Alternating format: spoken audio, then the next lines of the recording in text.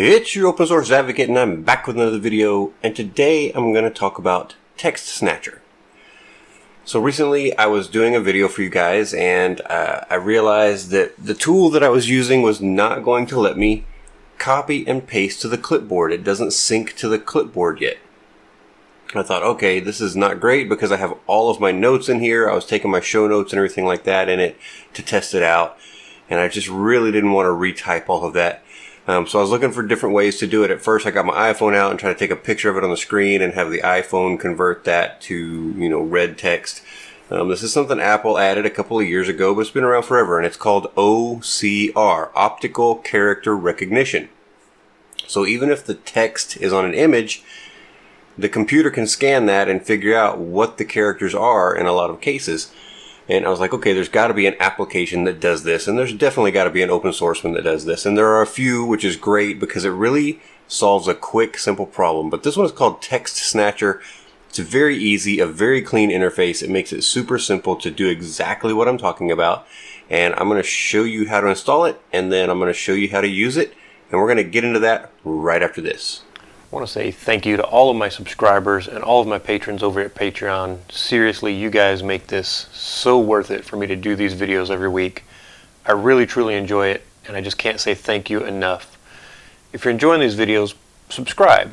Let YouTube know that I'm doing a good job by subscribing to the channel. Plus, you'll get notified when I have new videos coming out. And finally, if you're enjoying what I'm doing, give it a like. Just click on that thumbs up, and that way YouTube knows that you like it, and they'll pass it along to other people that might enjoy my content as well. I really appreciate it. Thank you again. Let's get started. So as I always do, I want to show you the license that goes along with TextSnatcher. One of the best things you can do to make sure something is open source is go to their GitHub or GitLab page, wherever they store their source code, and find their license file. And usually it's going to be a file that has licensed in all caps like this. If you just click on it, it'll take you into that page or into that particular file contents page, and right here you can see what this is, and right here it tells you it's a GNU General Public License version 3. So this tells you right now that this is an open source license. You can grab this code, you can do what you want to it, you can submit it back to the project for them to check out and see if they like what you did. So a completely open source license, which is awesome. I love open source. This is why I do this channel. This is everything this channel is about. I get so many vendors from YouTube sending me emails and sending me messages saying, hey, we'd love for you to partner with us and show off our software. And my first response is your software open source? If not, then probably not going to happen because I only cover open source software. And honestly, they have these templates that say, I love your channel, I've watched all your videos, blah, blah, blah. And if they did, then they wouldn't even be sending me the request because they'd know I only cover open source software. But I get it. They're in marketing. That's their job. They're trying to find our advertising partners and things like that. But yeah, open source is what we do here. This is the reason that I run this channel. So I hope you're here for some really great open source software that lets you do some incredible things, because that's what I try to show off. So if I go down here to releases, you can see he had about 3 releases. He's got a 2.0 that was released March of 2022, so that gives you an idea of when the last release was. And he's just got the source code assets, so you're not going to get anything from the releases section specifically. But for installation, if we go back over here, if we scroll down, he's got Flathub, which is great, and then he's got App Center. So you kind of got 2 options there when you're running the Linux systems to see which way you want to do it. I just went to Flathub, and I've actually got it open right here, so you can see it's the same place either way. And when you scroll down on Flathub, you need Flatpak set up and ready for your system. It's not difficult at all. Just Google set up Flatpak on and whatever your distribution is, and it will have instructions if it's not already got Flatpak capabilities. A lot of the distros these days, if you're in the last 2 years or so, probably have Flatpak built in anyways, but if they don't, it's really, really easy to get it set up. And then it's as easy as copying a command like this right here and just pasting it into your terminal. So when you copy this command, you then just open up your terminal emulator, and you can see I already did it.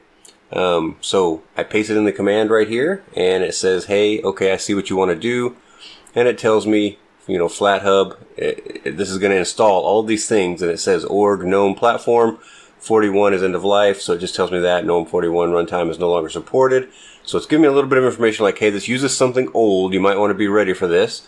And it's got fallback X11 and a couple of things. I said, yes, go ahead and do it. And it did the installation. And it took just about maybe a minute and a half to do it. It installed all these things. So a Flatpak is a piece of software that is completely self-encapsulated, which makes it really nice because that means everything it needs comes with it, which is great. So there, I installed it yesterday. It really, again, didn't take any time at all. Pretty much just went and did it. So it's Flatpak install Flathub, and then the actual package name is kind of like a URL in reverse. So it's com.github.hisname.TextSnatcher. Once you've done that and you've got it installed, we're going to get into how to use TextSnatcher to grab that text from those images or any other place where you can't copy and paste for whatever reason, and to grab that and put it in the clipboard so you can actually use it. Now TextSnatcher, the interface looks exactly like what you see there on the screen. So I'm going to jump over here. I've just pulled up some images that have text. As you can see, I can just click on the image and it takes me to that page. So I'm going to come back over here. Let's see, it opened it up in a new tab. So as you can see, when I click there, I cannot highlight this text to actually grab it. So what I'm going to do instead is I'm going to open up TextSnatcher. And this little window pops up, and all you have to do is say, snatch it now, and it's going to give you some different options. So you get text snapshot. Now this is what I used. You can choose a file. So if you already have the file downloaded, you can just choose that file and it'll try to scan the entire file. Get it from the clipboard. So maybe your clipboard, you can't get the text for some weird reason. And then there's cancel. So I'm just going to do the text snapshot because I think this is the one that I needed the most and it was the most useful for me.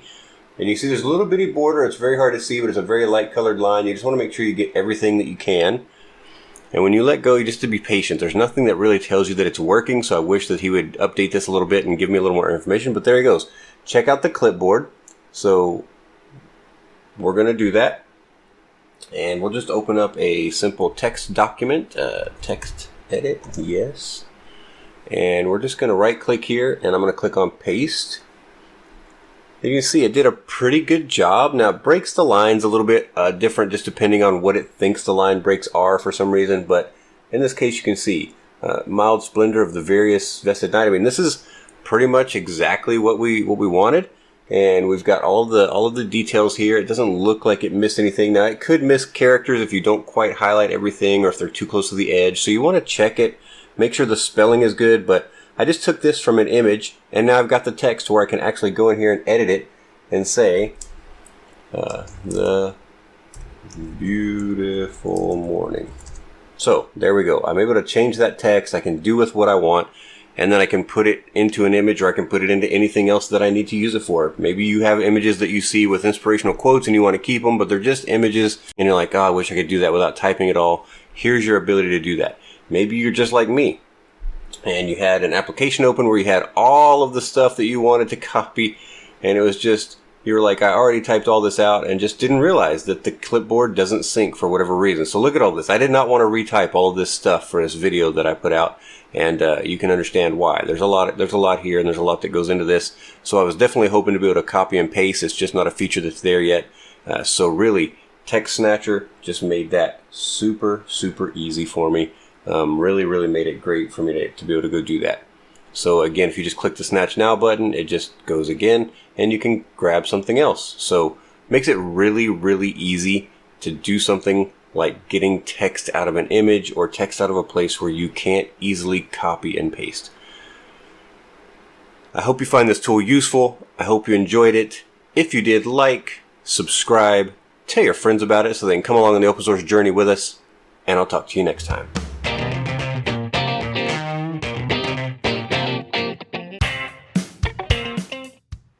It's your open source advocate, and I'm back, and I've set up a store with a little bit of merchandise. I love being your open source advocate, but I want you guys to be the open source advocates with me. So if you want to, get out there and get some of this stuff. And if you do, let me know what you think of it. Thank you for subscribing.